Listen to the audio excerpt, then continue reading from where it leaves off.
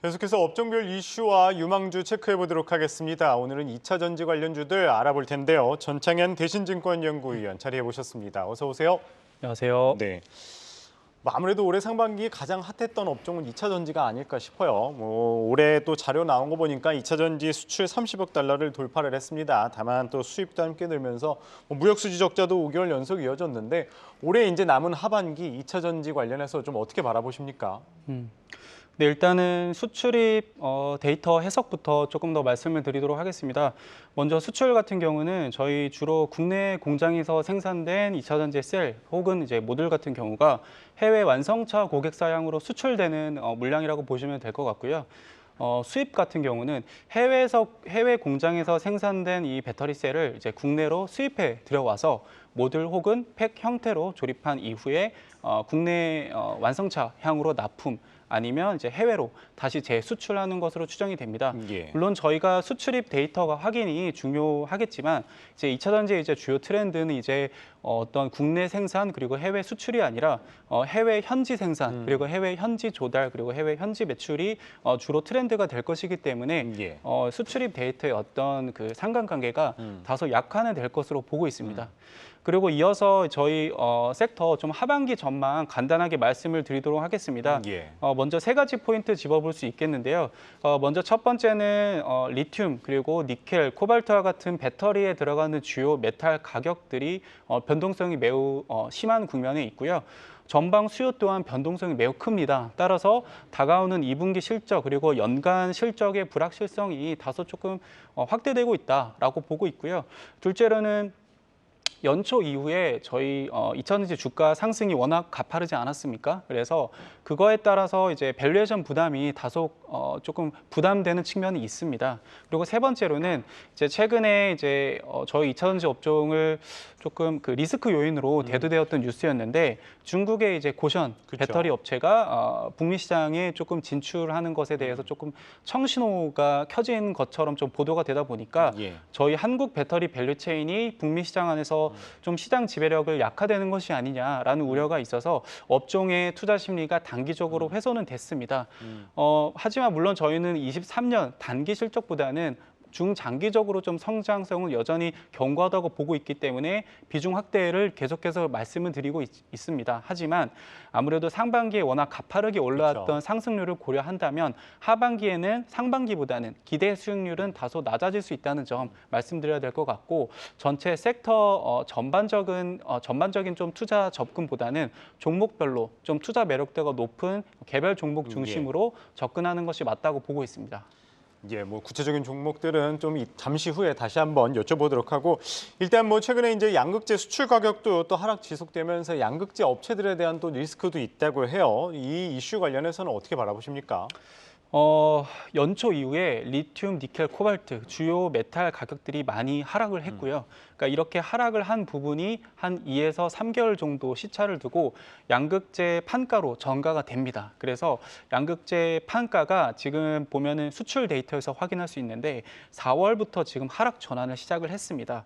그래서 5월, 6월 계속해서 하락할 것이라고 보고 있고요. 예. 그래서 2분기 전체적인 양극재 가격은 좀 하락할 수밖에 없지만 보통 양극재 같은 경우는 주요 원재료로 갈 수 있는 전구체 그리고 리튬을 주로 해외에서 수입해서 들어오는데 이 수입 가격들이 좀 하락폭이 매우 거셉니다. 그래서 판가가 하락하기는 하지만 판가보다 원가가 더 크게 예. 하락하고 있기 때문에 판가 원가 간 스프레드가 확대되면서 수익성은 어느 정도 좀 방어할 수 있을 것으로 전망하고 있습니다.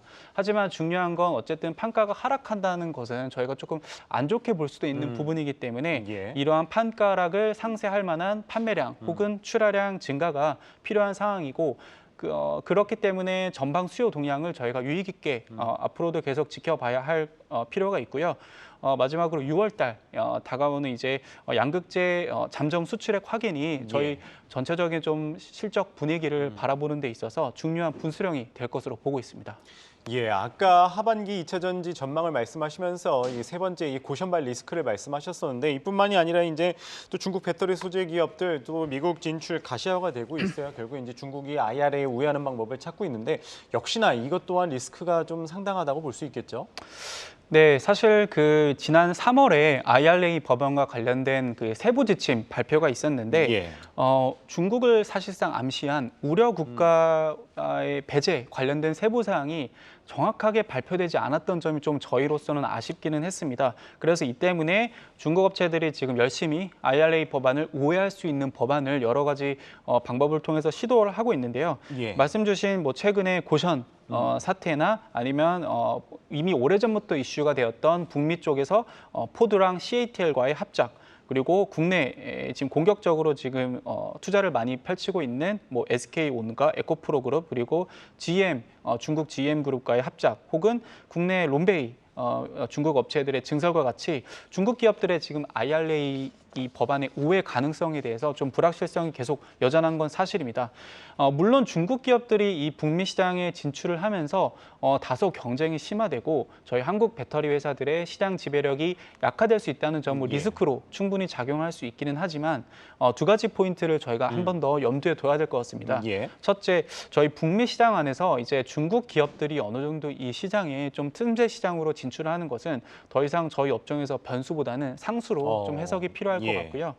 둘째는 애초에 이 넓은 이 북미 시장을 저희 한국 기업들이 100% 독점한다는 전제 자체가 좀 과하다는 판단입니다. 저희 한국 업체들이 공급 여력이 부족함에 따라서 좀 감당하지 못하고 오히려 남는 잉여 부분들을 이 중국 기업들이 채워주는 식으로 좀 해석이 필요하다고 보고 있습니다. 예, 뭐 마지막으로 이제 뭐 단기 급등, 2차 전지 단기 급등했지만은 아까 좀 종목별로 선별할 필요가 있다고 말씀하셨는데, 그렇다면 이제 2분기 실적 시즌 좀 주목할 만한 2차 전지 기업이 있다면은 어떤 게 있을까요? 일단은 최근에 앞서 계속해서 말씀드린 것처럼 메탈 가격들이 좀 계속 하락하고 있고, 이런 부분들이 양극재 중심으로 한 이제 소재 판가 하락으로 연결되면서 주요 2차 전지 기업들의 2분기 실적 눈높이는 다소 하향 조정이 불가피합니다.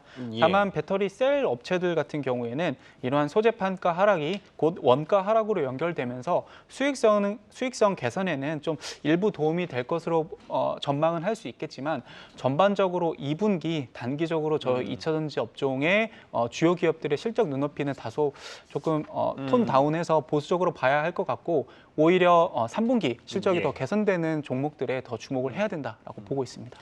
예, 뭐 2분기는 조금 보수적으로 접근하되 이제 3분기 좀 하반기로 갈수록 조금씩 눈여겨보자 말씀 주셨습니다. 오늘은 2차 전지 관련해서 다뤄봤고요. 전창현 대신증권연구위원 말씀 들어봤습니다. 고맙습니다. 감사합니다.